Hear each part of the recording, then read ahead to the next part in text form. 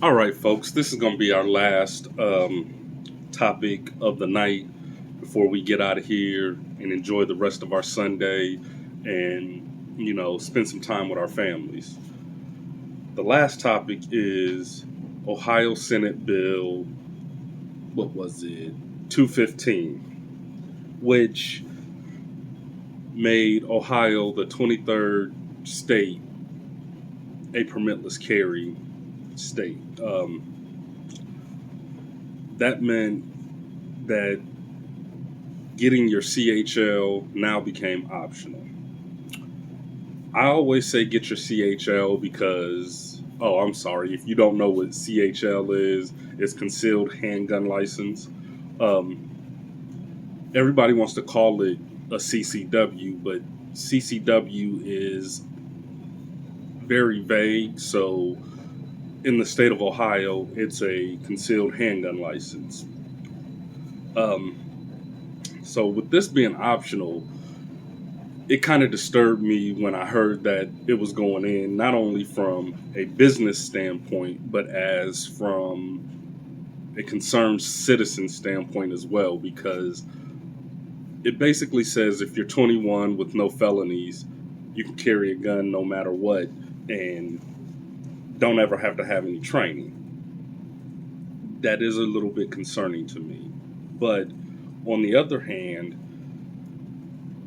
the advantages to having your CHL, your CCW, whatever you may want to call it, is just because your home state is permitless carry or constitutional carry, your surrounding states may not be. So going into, for me, Michigan is not a permitless carry state. So for me to go into Michigan, I still need to have my CHL if I want to legally carry in Michigan. So I always try to sway people to still get their CHL because, you know, if you travel, it's very important to have because when you travel, you have to obey by the state laws of wherever you're going. So having that training will make sure that you are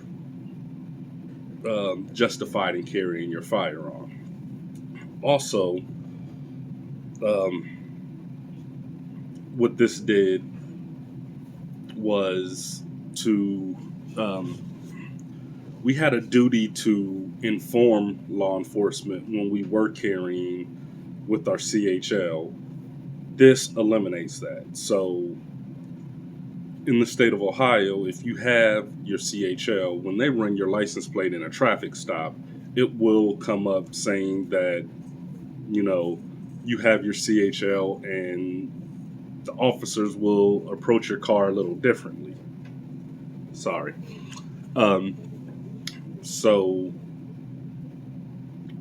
for me, I always roll my windows down, open my moonroof, everything, so they can clearly see into my car because I have a blacked out car, so I don't want any trouble. And normally there are firearms in the car. There may be a time or two where there's not, but for the most part, there's always at least one firearm in my car. Um, but now I don't even have to tell them that I have um, my loaded firearm in the car, which scares me. I'm not going to say it makes me uneasy. It scares me because of just some of the things that we've seen over this last decade or so of unarmed black men being shot. Now that I am an armed black man, how will I be treated?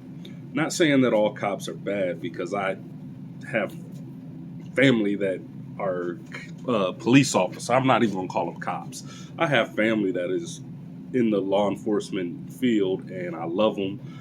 It's just, I get uneasy. So um, we got to be very, very vigilant. Now,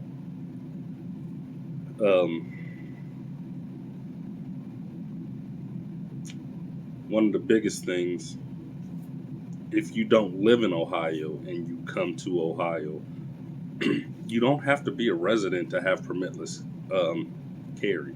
You just can't be a felon. You can't be on the run from the police. You can't be um, mentally incompetent.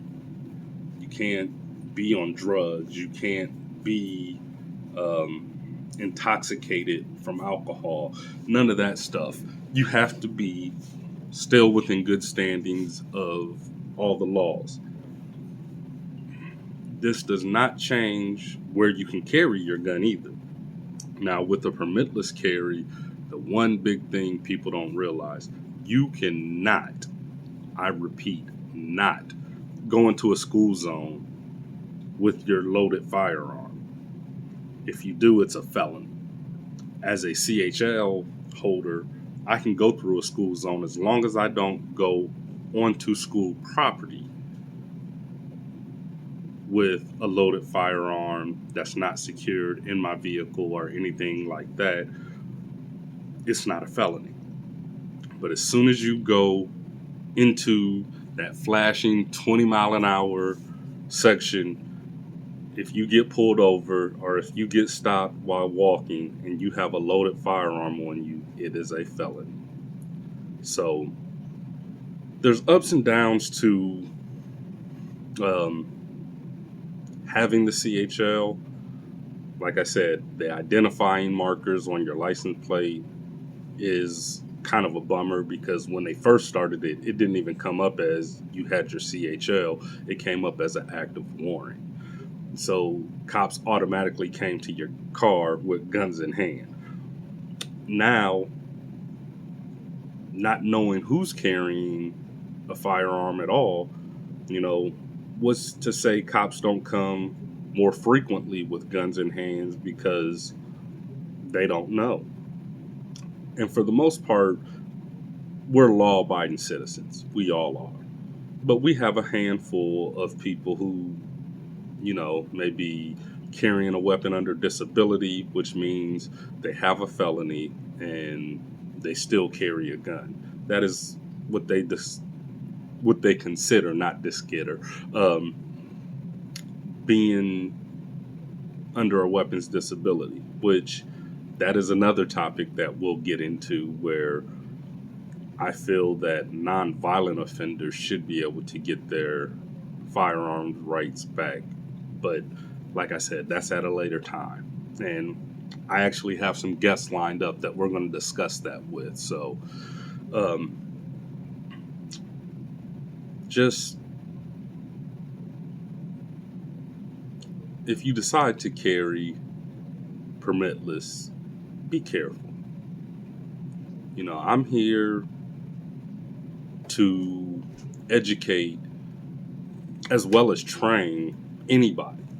I don't care if you were 21, 88, as long as you have your mental competency, I will train you. White, black, Asian, it doesn't matter to me. I'm an equal opportunist and I love my people. All of my people.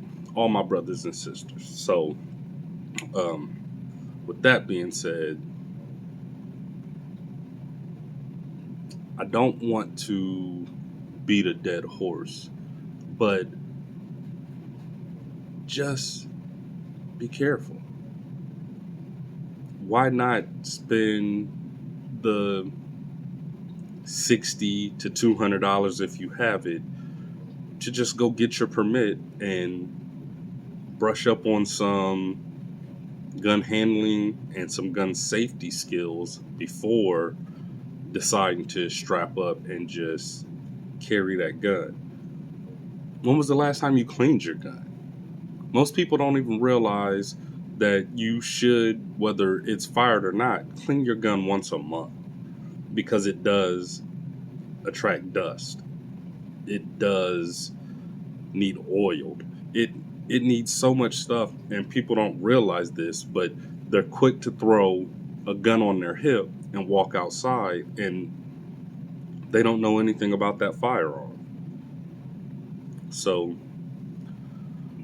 even if you don't take a class, if you know somebody that knows a lot about guns, or they um, are an instructor, gun fanatic, anything, just talk to them. Read about your gun. Also, read about this law. This law and the stand your ground law, it is life altering, really. Whether you're young, old, black, white, Asian, Italian, it doesn't matter. It alters your life because it puts you at ease, but it also should put you on edge because now you don't know who's carrying a gun. I watch people all day long. That's from 20 years being in security, and now in my new profession, I watch people anyway. So um, we got to be careful. We have to be vigilant. We have to be observant. We have to do all this stuff to make sure we get home, our loved ones get home, our community gets home, our neighbors get home.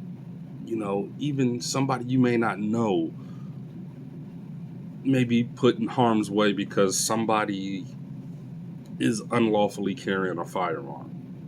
What are you going to do then? Even if they're lawfully carrying a firearm and you see somebody bullying somebody, what would you do? Would you step in and do something, or would you just ignore it and keep on going? Um, I wouldn't do the latter, but I also know that I have to be careful, or more careful nowadays than, say, 5 years ago. I can't just walk up to somebody and be like, hey, stop that. Because the respect factor from the younger kids and the disregard of gun laws just here in the city of Columbus is ridiculous. But I want you to be safe. I want you to be educated. So if you have any questions at the end of the show, you know, or on some of the commercials that you've seen throughout the show, our phone number is there. Reach out to us. Go to the website. Go to our Facebook page. You know, go to our Instagram page. You can DM me. You can text me. You can do whatever you need to do to reach out, and you know, we can connect and we can have a conversation, a consultation, whatever you want on gun safety, gun laws, how to pick out your gun, all this other stuff. But, you know, like I said, I wasn't going to keep you long. I sounded like a old preacher or something, but, you know, you've just spent about 40 minutes with me, and I appreciate it. This is the first show of many to come, so stay tuned and look out for the next episode of Shooting the Bull with George J. Barnett. You folks have a good night. Talk to you soon.